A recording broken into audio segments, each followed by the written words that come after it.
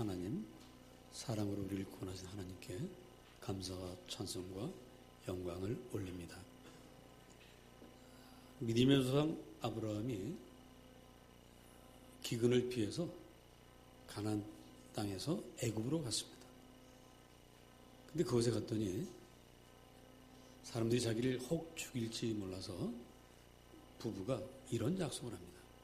야, 우리 거기 가서는 부부로 지내지 말고 온누이로 지내자. 그리고 약속을 갔어요. 아니나 다를까 사람들이 이 미인은 누구십니까? 그랬더니 제 누이 동생입니다. 그래요? 그래가지고 이 사례를 애굽왕 바로에게 추천을 했습니다. 바로가 보고는 어이구 내 아내 합시다. 아내가 되어버렸어요. 그래서 그날 밤 이제 아내가 드디어 남의 아내가 될 순간에 하나님께서 개입을 하십니다. 그래서 바로와 그 집안에 재앙을 내리셨어요. 그래서 바로가 깜짝 놀라가지고 이 일이 어떻게 된 거냐 알아보게 되고 사실은 저분이 제 남편입니다. 아이고 이 사람들은 나를 죽일 일이 있는가 하고는 이제 돌려보내는 장면이 있습니다. 하나님이 이렇게 위태한 이때 개입을 하시더라고요. 근데 그런 하나님이 왜 이번 테러 사건들에는 왜 가만히 계실까? 파리에서 일어난 테러, 발리의 테러, 2001년 9.11 테러 이런 테러들을 하나님께서 미리 그 테러범들의 마음을 움직이셔가지고 내 이놈! 내가 지금 무슨 짓을 하는 거냐? 라고 막으셨더라면 얼마나 좋았을까요?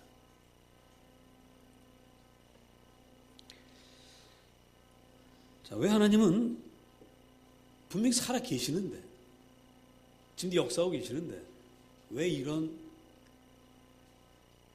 죄악의 현장에서 살인의 현장에서 가만히 계실까? 그 이유를 오늘 36절에서 우리는 이렇게 찾아볼 수 있습니다. 오늘 본문 18장 36절 다 같이 한번 읽어보겠습니다. 시작.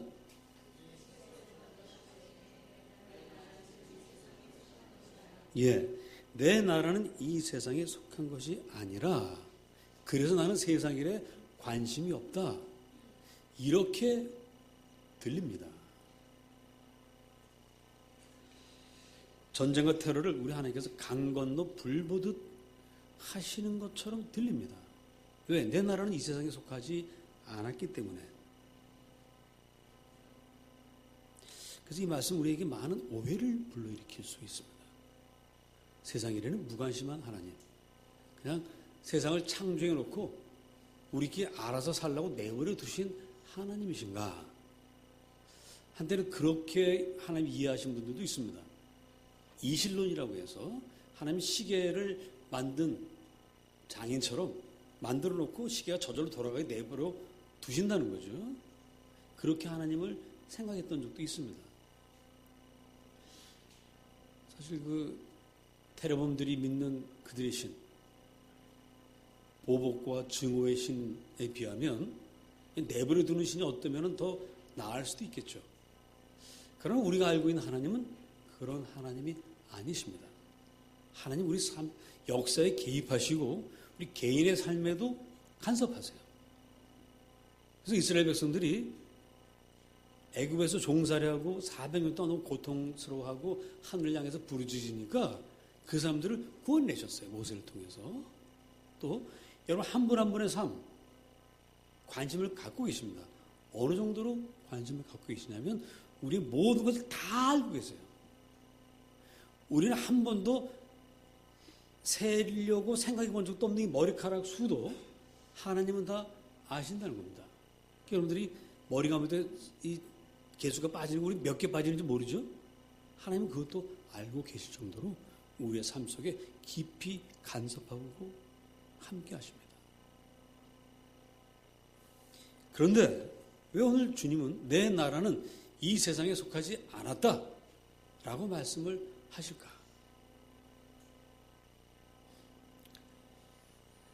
대초에 하나님이 세상을 만드셨습니다. 그 세상은 너무나 보기 좋았어요. 그래서 하나하나 만드실 때마다 야, 보기에 참 좋구나 하셨고, 제6일 마지막 날 사람을 만드시고는 보기에 힘이 좋았다고 했습니다. 근데 그런 세상을 지금도 사실은 세상은 참 아름답죠. 여러분 양재천이나 산에 가시면 너무 아름답습니다. 근데 이 아름다운 세상을 지옥으로 만드는 재주를 누가 가졌어요? 곰? 사자? 호랑이? 아니죠. 사람이죠. 이 제일 무서운 동물이 사람이에요. 사람이 세상을 지옥으로 만들고 있습니다. 왜 그렇게 되는지 여러분 잘 아시죠? 뭘 먹어서 그렇게 시작됐습니까? 선악과를 따먹어서 그렇게 됐습니다.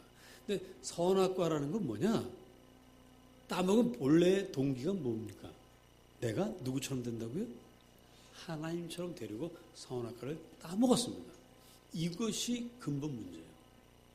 모두가 다 하나님이 되고 싶어합니다. 여기 있는 분들이 다들 이렇게 앉아 계시지만 속으로는 다 내가 세상에서 최고라고 하는 자부심을 갖고 계십니다. 참 좋습니다. 그러나 따라하십시오. 나는 하나님과 같다. 괜찮아요. 따라하세요. 나는 하나님과 같다. 옆 사람한테 이렇게 얘기하십시오. 당신도 하나님과 같다. 내 아들만 최고가 아니에요. 남의 아들도 최고. 그게 우리 가져야 될 자세인데, 선악과를 따먹고 나서는 넌 아니고 나만 최고고 내 아들만 최고고 나만 하나님이야. 이게 우리 모든 죄악의 뿌리입니다. 자, 그래서 첫 번째 형제인 가인과 아벨, 하나님께서 가인의 제사, 큰아들의 제사 안 받고 동생의 제사 안 받으니까 영이 견디질 못하고 동생을 죽여버려요. 그 벌로 이 가인은 평생을 쫓겨서 두려움 속에 불안 속에 살도록 벌을 받았습니다. 그랬으면 그 가인의 후손들이 야, 우리 할아버지가 동생 할아버지를 죽이는 바람에 평생 이렇게 불안에 떨고 사는데 우린 그러면 안 되겠다. 야, 우리 죄 짓지 말자. 이래야 되는데 성경은 뭐라고 말씀합니까? 가인의 후손들에 대한 소개 글을 보면 죄가 점점 더 커져요. 그리고 라멕이라는 그 자손에 이르면 하나님이 가인에게 7배의 벌을 내리셨다면 나에게 77배의 벌을 내려도 난 상관없습니다 하는 이런 악독한 사람이 탄생합니다. 세상은 이제 하나님 계획했던 낙원이 아닙니다. 도자기를 굽는 도공은 도자기를 만들어서 굽고 난 다음에 봅니다. 한 보고는 자기 성에 안 차면 그걸 그냥 깨버려요. 옆에서 이렇게 보던 분들이 이거 아까운데 그 나라도 주십시오 하면 절대 안 주죠. 자기 작품이기 때문에 그냥 깨버립니다. 자, 그래서 그런지 하나님도 당신의 이 실패한 이 세상을 쓸어버리고 작정하십니다. 그래서 홍수 심판을 내리시고 다 쓸어버렸어요. 그 땅에 있는 모든 생물이 다 멸절했습니다. 다만 노아의 자손들과 그리고 모든 생물의 암수 한 쌍씩을 방주에 불러들여서 보존하셨어요. 그리고는 이제 새 역사를 시작하십니다. 문제는 이렇게 해서 시작된 새 역사가 과연 평화롭고 아름다운 역사로 완성되어 가느냐 하는 겁니다. 여러분, 지금 이 시대가 노아 홍수 이전 세대와 비교할 때 어떨 것 같습니까? 그때에 비하면 지금 참 천국 같을까요?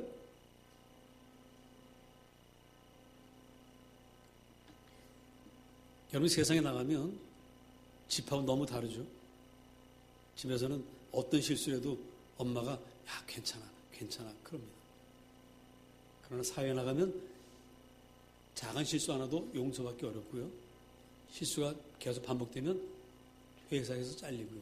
경쟁에서 뒤처지고 살 수가 없어요. 그래서 세상에 사는 우리는 항상 긴장합니다. 항상 불안합니다. 불안장애라는 것이 그래서 지금은 어지간한 사람은 다 갖고 있는 것만 같아요.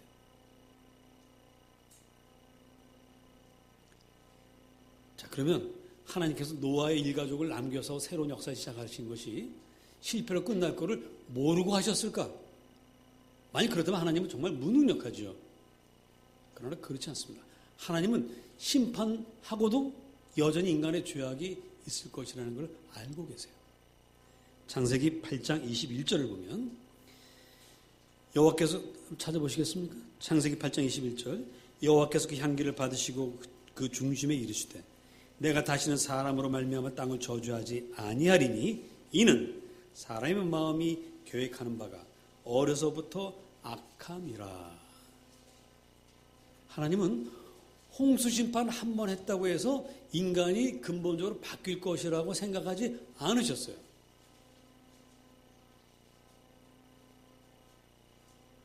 인간은 한 번의 심판으로 한 번 매를 맞아서 변하지 않습니다.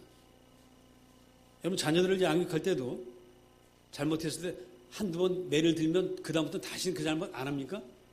또 하고 또 하고 또 합니다. 그것이 인간이에요. 그래서 인간의 변화에는 많은 시간이 필요합니다. 그래서 창세기 11장 10절에서는 우리 하나님께서 노아의 자손 중에 한 아들을 택하세요. 노아에게 세 아들이 있었는데 셈, 함, 야벳 세 아들이 있었는데 그 중에 한 아들을 택해서 온 인류를 구원할 메시아를 보내기로 작정을 하십니다. 그 아들의 이름이 뭐냐? 셈이에요. 셈. 그래서 그 노아 창세기 11장 10절부터 시작되는 셈의 족보에는 그 마지막에 누가 등장하냐면 데라의 아들 아브람이 등장합니다. 아브람. 바로 이 아브람의 후손 중에 다윗이 있고요. 다윗의 후손 중에 예수 그리스도가 있습니다. 그래서 이걸 요약해서 마태복음 1장 1절은 이렇게 말합니다. 아브라함과 다윗의 자손 예수 그리스도의 족보를 이제 소개합니다. 자, 그러니까 온 인류를 구원하기 위해서 하나님은 노아의 홍수, 셈, 한참 후에 아브라함, 또 한참 후에 다윗, 한참 후에 예수 그리스도를 이 땅에 보내시는 거예요. 자, 그 세월이 얼마나 긴지 몇천 년의 세월이 흘러버립니다. 그리고 예수님이 이 땅에 오신다고 하는 것은 그냥 어느 날 갑자기 오시는 게 아니에요. 성경에서 누누이 예언을 하십니다. 간접적으로 직접적으로 예언을 하십니다. 이사야서 7장 14절은 직접 예언하세요. 베들레헴 에브라다야 너의 집 안에서 이스라엘 구원을 아이가 나타난다. 처녀가 잉태하리니 그 이름을 뭐라 한다고요? 하나님 우리와 함께 하신다. 이것을 따라 하십니다. 임마누엘. 임마누엘. 하나님 우리와 함께 하신다 하는 그런 뜻입니다. 자, 그렇게 오랜 세월 예언하시고 준비하시고 이렇게 해서 주님이 이 땅에 오시는 거예요. 자, 우린 이런 생각을 할 수 있습니다. 하나님은 전능하십니다. 그렇다면 우리 인생을 몇 번 만에 건질 수 있어요? 몇백 년 걸려야 됩니까? 아니면 단번에 구원할 수 있습니까? 하나님은 그 전능하신 능력으로 우리 인생들을 단번에 구원할 수도 있어요. 왜 못하시겠습니까? 말씀 한마디로 천지만물을 창조하신 능력의 하나님이 왜 말씀 한마디로 우리를 왜 구원 못하겠어요? 할 수 있습니다. 그러나 그렇게 하실 수가 없습니다. 자, 아이에게 일을 하나 시켰어요. 야, 너 이것 좀 한번 해봐라. 아이가 하니까 제대로 해요, 못해요? 못합니다. 옆에서 지켜보는 부모는 마음이 어때요? 답답하죠. 야, 이놈아, 너 그것도 못하냐? 에이, 바보 같은 놈. 에이, 등신. 멍청이. 이런 소리를 하면서 부모가 비켜! 하고 대신해줬어요. 매사에 건건이 아이가 제대로 못하니까 부모가 대신 다 해줬습니다. 그 아이가 성인이 되면 어떨까요? 그리고 그 부모가 그때그때 다 해줘버리고 나면 아이가 엄마에게 고맙다고 할까요? 그렇지 않습니다. 절대 그렇지 않습니다. 모든 부모는 아이들이 실패할 권리가 있다는 사실을 인정하시기 바랍니다. 모든 부분은 아이들이 시행착오하고 잘못할 수 있다는 사실을 아셔야 합니다. 그래서 여러분들은 알고도 속아줘야 되고 모르고도 당해줘야 되는 거예요. 그래서 아이가 스스로 겪어보면서 아이고 내가 잘못했구나. 이렇게 하면 아주 쓴맛을 보는구나. 그래서 스스로 이겨나갈 수 있도록 만들어줘야만 하는 것입니다. 하나님이 우리를 단번에 구원할 수 있어요. 너 죄졌냐? 알았어. 내 보혈도 필요 없습니다. 당신 십자가에 달릴 것도 없어요. 너 이제 죄 없어. 그럼 끝이에요. 그럼 대통령도 사명권이라는 게 있더라고요. 어떤 죄를 졌어도 대통령이 한번 당신은 뭐 이만저만해서 용서해 줄게. 죄가 딱 없어져요. 대통령도 그럴 수 있는데 하나님이 왜 못하시겠습니까? 그럼 그렇게 하시지 않습니다.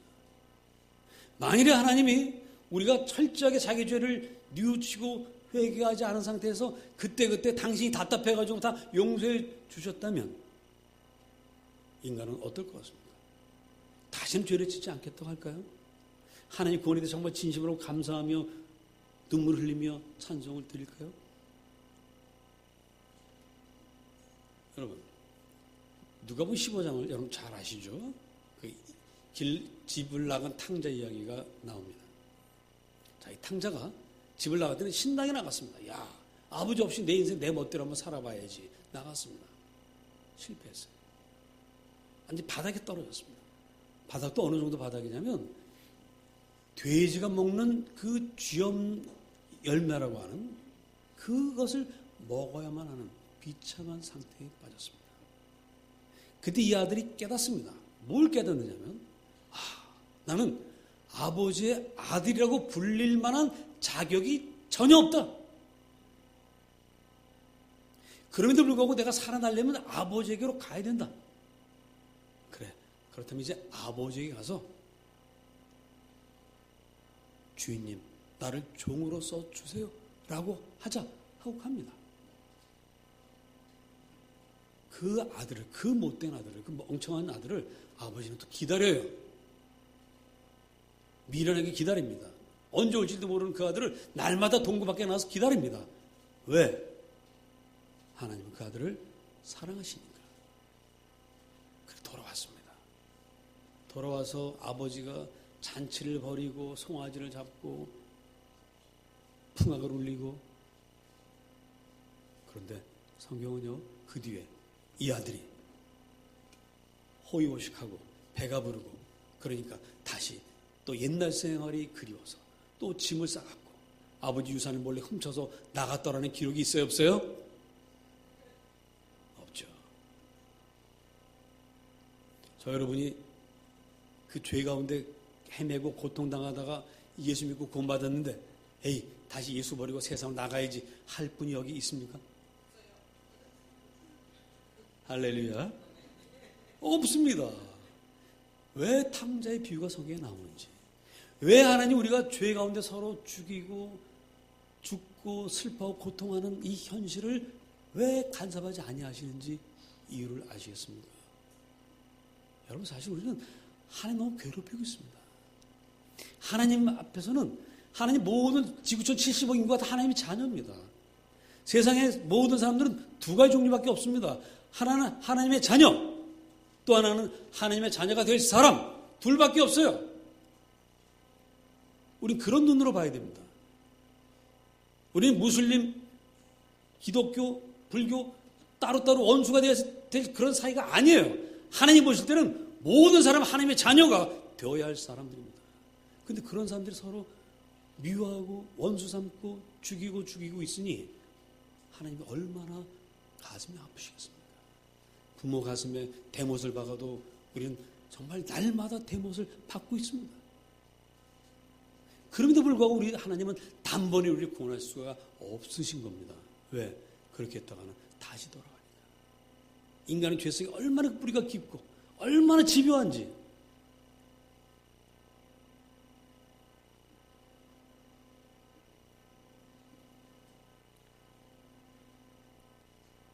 이제 하나님은 이런 세상을 참으시면서 새로운 프로젝트를 가동하셨습니다. 그것이 바로 하나님 나라입니다. 근데 하나님 나라는 세상에 속해 있지 않습니다. 이 말은 무슨 뜻이냐면 하나님 나라 백성이 되는 것은 세상 방식과는 다르다 이런 뜻입니다. 세상 나라에서는 백성을 삼을 때 속지주의와 속인주의가 있어요.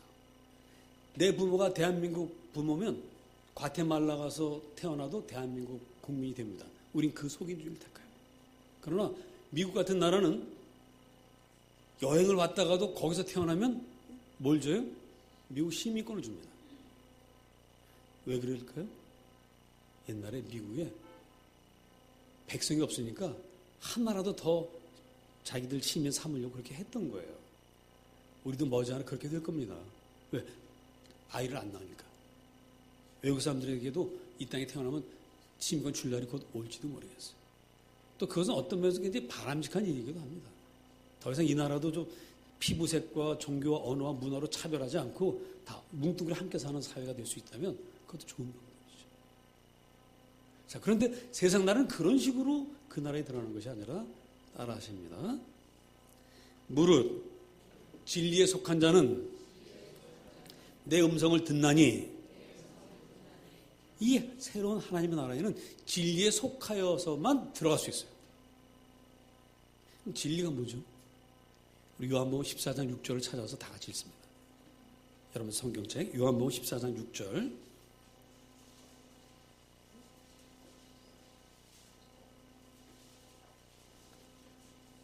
우리의 핵심 진리 중에 하나죠. 요한복음 14장 6절 다 같이 시작.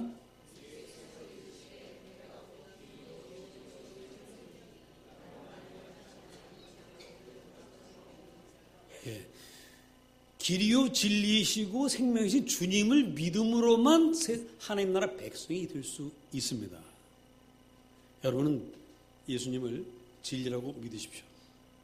여러분 예수님이 생명이라고 믿으십시오. 여러분 예수님만이 하나님 나라에 들어가는 길이라고 믿고 그 길을 따라가시기를 축복합니다.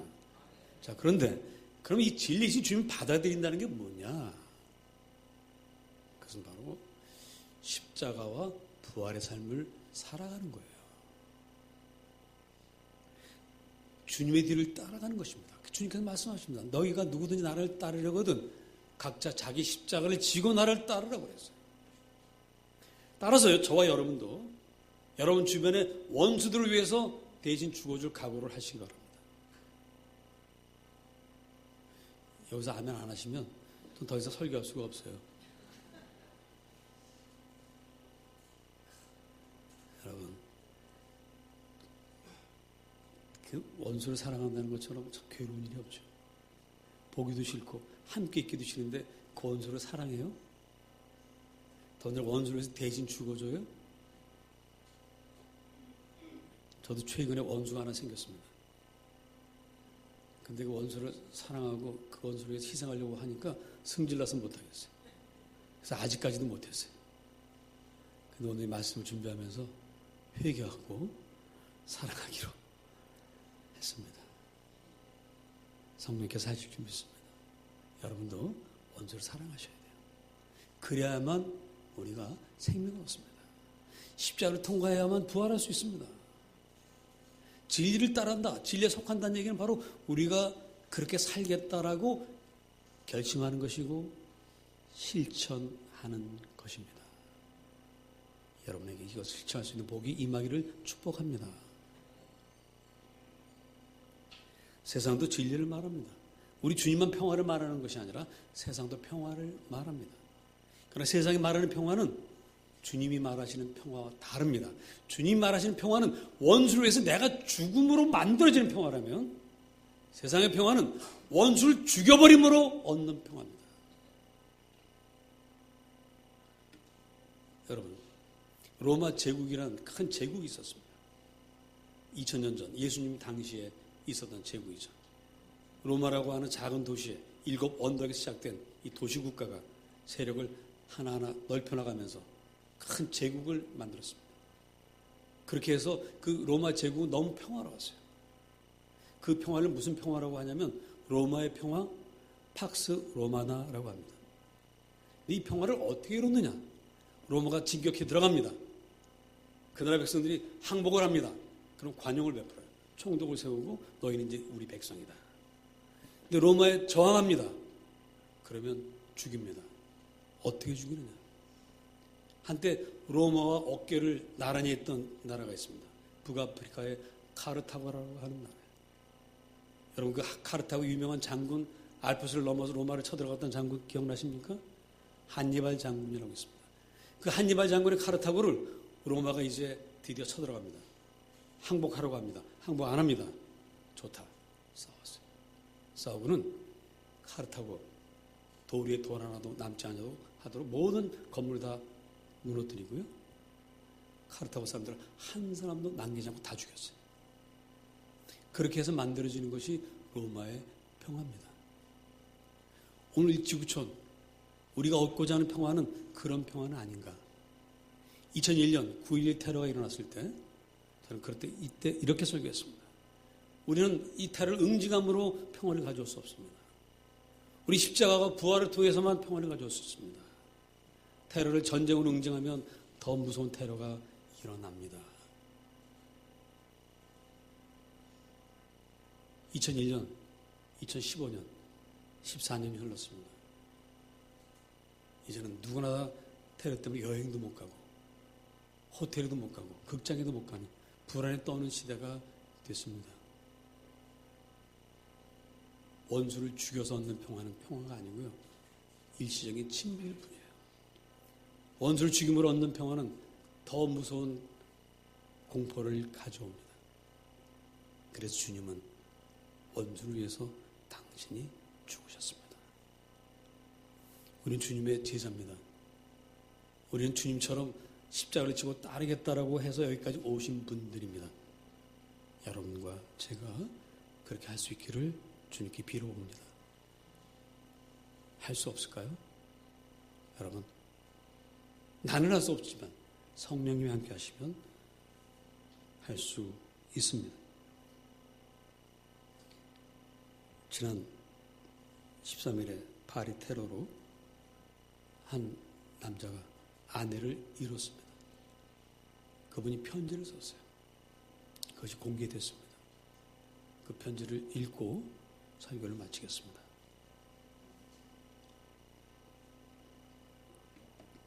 지난 금요일 밤 당신들은 특별한 사람의 삶을 훔쳐갔습니다.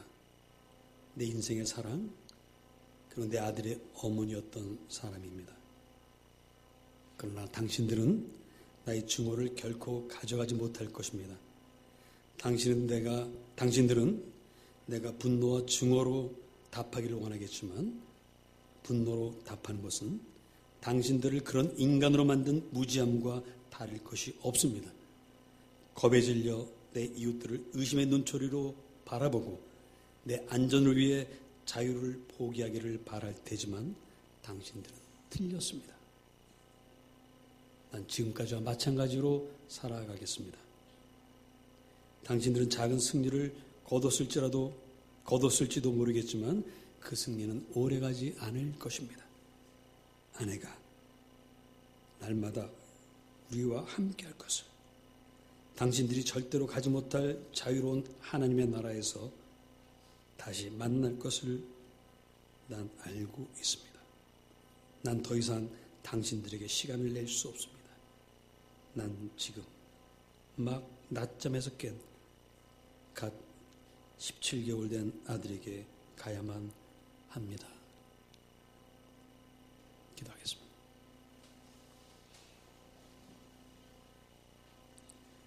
주님, 세상 나라를 하나님의 나라로 품어버리는 당신의 십자가의 능력을 우리에게도 허락하여 주시옵소서. 테러로 아내를 잃은 이 남편처럼 우리가 증오 대신에 사랑으로, 분노 대신에 섬김으로 승리하게 하여 주시옵소서. 예수님의 이름으로 기도합니다. 아멘.